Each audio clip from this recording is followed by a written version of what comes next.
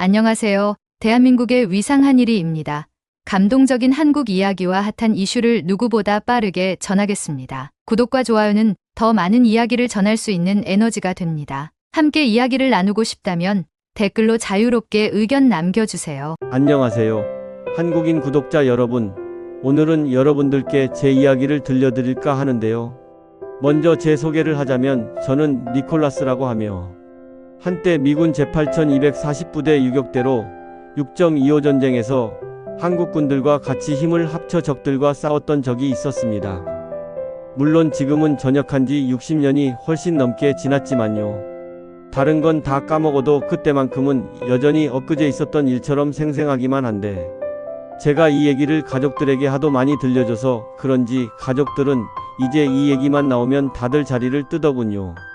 그래서 오늘만큼은 가족이 아닌 여러분들께 제 오래된 이야기를 들려드리려고 이렇게 왔습니다. 어디부터 말해야 할지 모르겠는데요. 일단 저는 그 당시 북한군과 중공군의 합공으로부터 겨우겨우 살아남았었습니다. 이제 와서 생각해보니 그 당시 저는 매일같이 들려오는 폭격음과 사람들의 비명소리에 제정신이 아니었는지 육체적으로도 심적으로도 매우 힘들었습니다. 이걸 한국식으로는 다사다난하다고 얘기하죠? 아무튼 한국은 제게 있어 꽃다운 나이에 제 청춘을 바쳤던 나라이기도 한데요. 그때 당시 이야기를 조금 더 들려드리자면 굉장히 위험했던 순간들이 많았는데 한 번은 야간에 경계 순찰을 돌다가 평소와 같이 같은 조 전우들과 농담을 나누던 찰나에 갑자기 매복한 적들이 매섭게 공격을 하였었는데요. 곧이어 폭격기가 저희가 있었던 곳을 향해 날아오더니 그때부터 여기저기서 온갖 불꽃이 튀기고 기대기가 찢어질 듯한 굉음이 들려오기 시작했습니다. 저와 제 전우들은 죽기 아니면 살기라는 마음가짐으로 아비규환 그 자체에서 몸부림을 치며 안전한 곳을 찾기 위해 서둘러 전력질주를 하였는데요. 그 시절 어떻게든 살아남기 위해 온몸이란 온몸은 다 썼었던 기억들이 마치 엊그제 일처럼 생생하기만 합니다. 또한 막사에서 한국인 피난민들을 돌보며 식량과 잠자리를 제공하기도 했었는데 그 당시 날씨가 영하권에 들어 동사하는 사람들이 종종 있었어요.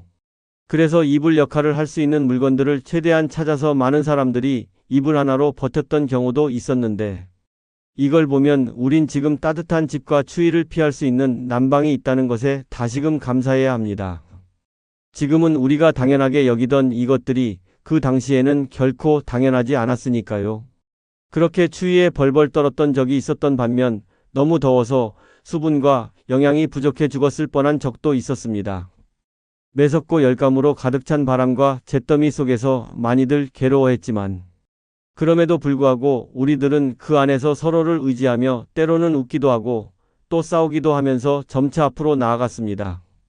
그렇게라도 안 했으면 정말 못 버티고 진즉에 이 세상과 빠빠이 했을지도 몰라요. 그러다가 어느 날 갑자기 전쟁이 끝났다는 소식이 들려왔는데 솔직히 저는 처음에 적들이 기만 전술을 쓰는 줄 알고 계속 경계를 했었어요. 그러다가 무전 방송을 통해 양국 간 휴전협정을 맺은 것이 확실시되자 저는 오랜 고통에서 해방된 듯한 기분을 느끼기도 했습니다. 전우들과 껴안으면서 눈물을 흘리며 기뻐했던 그 순간만큼은 지금도 제 마음속에서 여전히 남아있는데 마치 평생 지울래야 지울 수 없는 자국처럼 제 안에 살아있는 것만 같습니다. 저는 제 인생에 있어 이 시기 동안에는 전쟁의 참혹함과 인간의 태산과도 같은 불굴의 의지를 배울 수 있었는데요. 전쟁의 고통을 받음과 같이 동시에 인간애와 희망, 그리고 다시 일어서는 법을 배우기도 하였습니다. 이야기가 좀 길어진 것 같아 죄송한데요. 여러분들께 그때는 그랬었다는 것을 알려드리고 싶었습니다. 가족들 외에 모르는 사람들에게 이런 이야기를 하는 건 처음이거든요. 사실 진짜 이야기는 지금부터예요.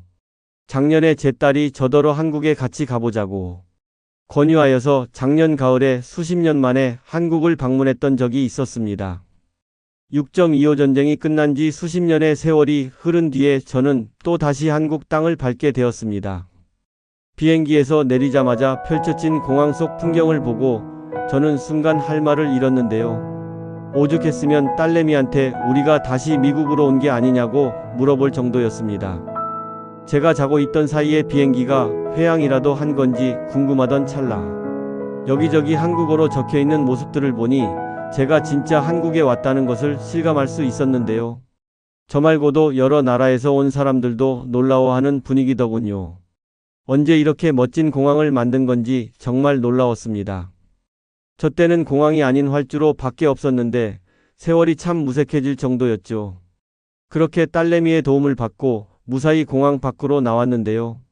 공항 밖으로 발걸음을 내딛고 택시를 타 서울에 있는 숙소로 가는 동안 저는 전쟁의 폐허 위에 피어난 새로운 세계를 보았는데 눈부신 햇살 아래서 반짝이는 고층 건물들이 여기저기 우뚝 솟아있는 걸 보고 또 한 번 내에 정지가 와버렸습니다.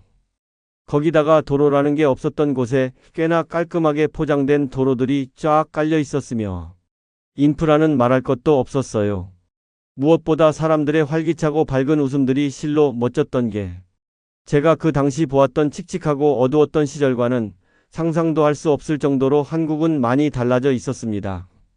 그냥 단순히 물리적으로 발전한 것을 뛰어넘어 그야말로 수많은 이들의 노력이 결실을 맺은 환상적인 곳과 같아서 개인적으로 여러 가지 생각을 하게 되기도 했습니다.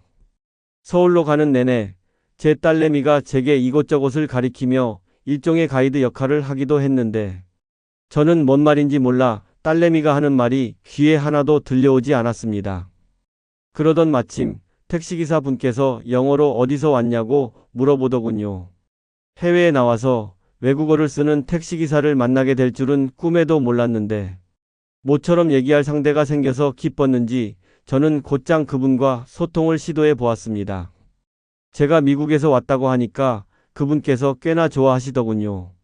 알고 보니 자기 딸아이도 미국으로 유학을 갔다며 본인의 가족사를 이야기하기 시작하셨는데 저는 그 이야기들이 하나도 지루하지 않았습니다. 아버지들끼리만 공감할 수 있는 무언가가 있다고 할까나. 그렇게 한참을 이야기하면서 그 기사님 덕분에 웃기도 했는데요. 그렇게 서울로 가면서 그분께서는 제가 6.25 참전 용사인 것을 들으시더니 갑자기 신호에 맞춰 차를 정차하시고 제게 경례를 하였습니다. 저 또한 그분께 경례로 답을 하고 어디 출신이냐고 물어보았는데요. 그러더니 그분은 자신이 해병대 526기라고 소개하면서 저에게 대선배님이라고 불러도 되는지 물어보았습니다.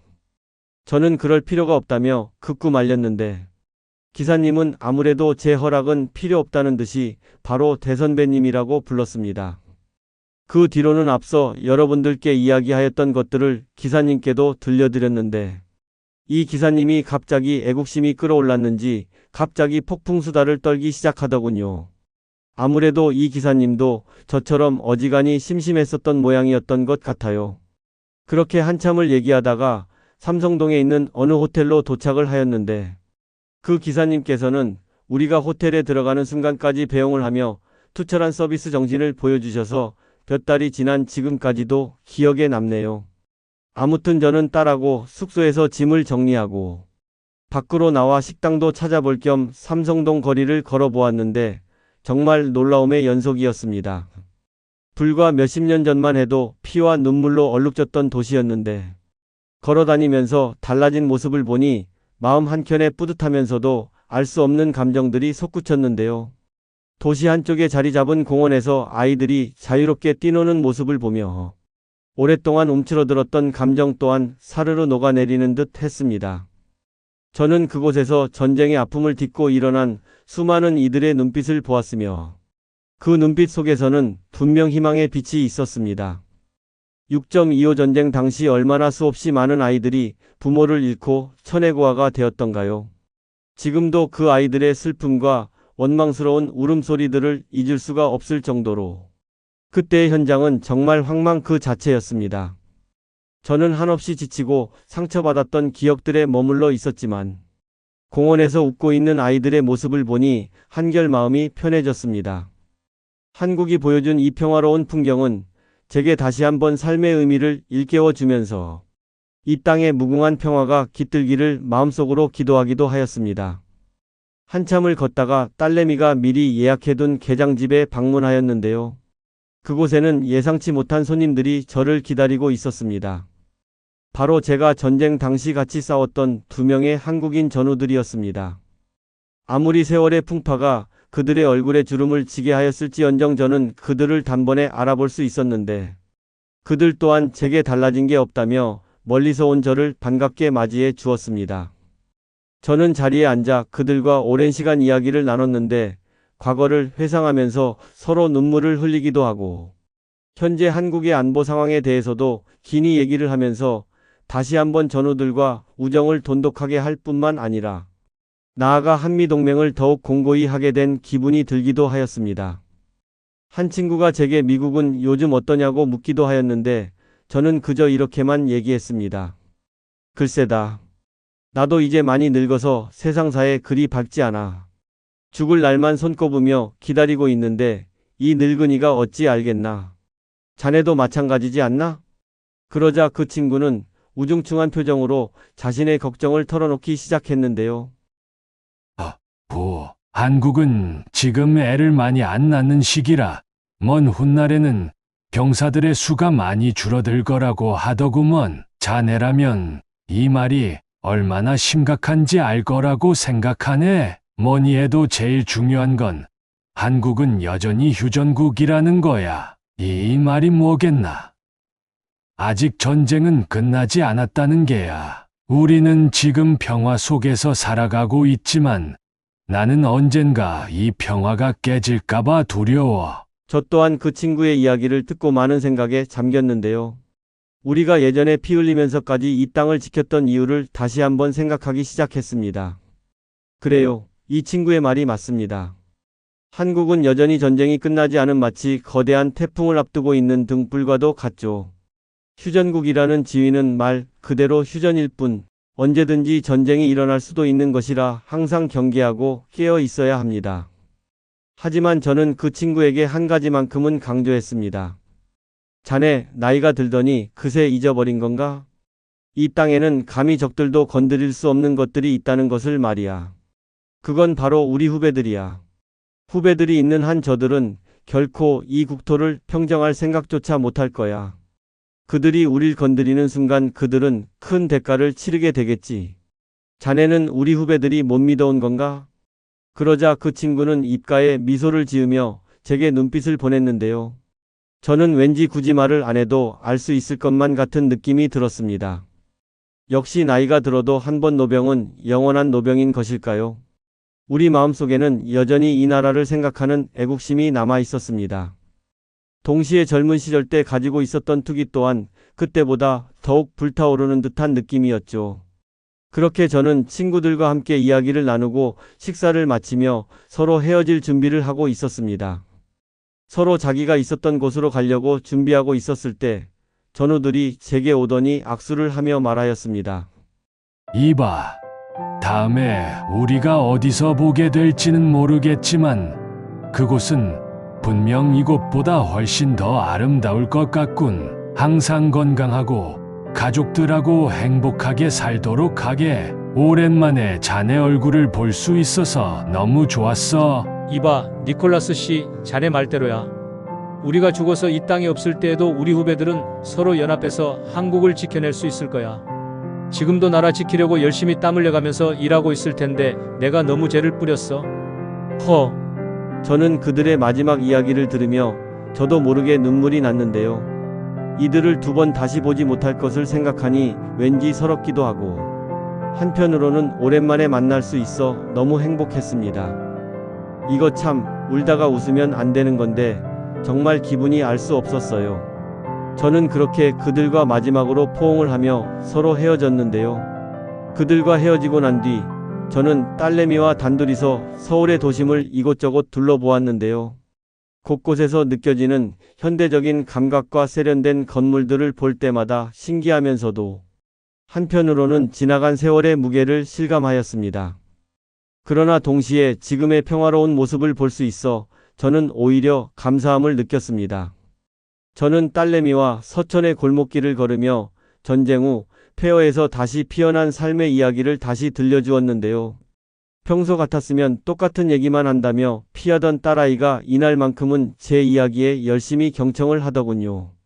기왕 들어주는 거 저도 열심히 이야기하였는데요. 그때는 상상조차 할 수 없었던 변화의 풍경들이 지금은 너무나도 당연하게 자리 잡은 현실에 대해 이야기하며 항상 모든 것에 감사하라고 조언하기도 하였습니다. 그렇게 몇십 년 만에 한국 여행은 쏜살같이 지나가고 어느새 한국을 떠나는 날이 다가오며 저는 시원섭섭한 기분이 들었는데요. 그래도 오랜만에 한국 땅 위에 다시 서보니 제가 겪어온 고난과 아픔은 이제 한편의 긴 서사시처럼 느껴졌습니다. 전쟁이라는 거대한 시련을 견뎌내고 그 자리에서 새로운 꿈을 꾸게 된 이 나라의 변화는 단순히 시간의 흐름에 따른 자연스러운 발전이 아니었다고 봅니다.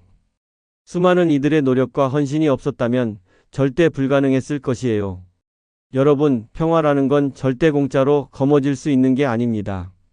항상 평화로움에 감사하며 경계하면서 지켜낼 수 있도록 힘을 키워야 합니다. 그것이 제가 여러분들께 드리고 싶은 늙은이의 말입니다. 저는 오늘날 이 자리에 서서 과거의 상처와 아픔을 묵묵히 감내한 모든 이들에게 경의를 표합니다. 그들의 희생과 투지가 오늘날의 이 평화로운 풍경을 만들어냈음을 저는 결코 잊지 않을 것입니다. 또한 저 자신도 이 평화로운 세상에서 제 역할을 다하리라는 굳은 결심을 다시 한번 다짐할 것을 약속하는 바입니다. 이제 저는 전쟁터에서의 차가운 현실을 뒤로하고 따스한 햇살 아래서 다시 한번 사랑과 평화의 메시지를 전파하며 살아갈 것입니다. 이 땅에서 만난 변화와 감동은 제 인생의 새로운 장을 열어주었으며 앞으로도 이 소중한 평화를 지키기 위해 그리고 미래 세대에게 넘겨주기 위해 저는 언제나 한결같이 노력할 것입니다. 지금까지 한 노병의 이야기를 들어주신 여러분들께 깊은 감사와 경의를 표합니다. 제 이야기를 여러분들께 들려드릴 수 있게 자리를 마련해준 채널의 주인장께도 감사의 말씀을 전합니다. 정말 감사하고 항상 행복한 날들 보내시길 바랍니다.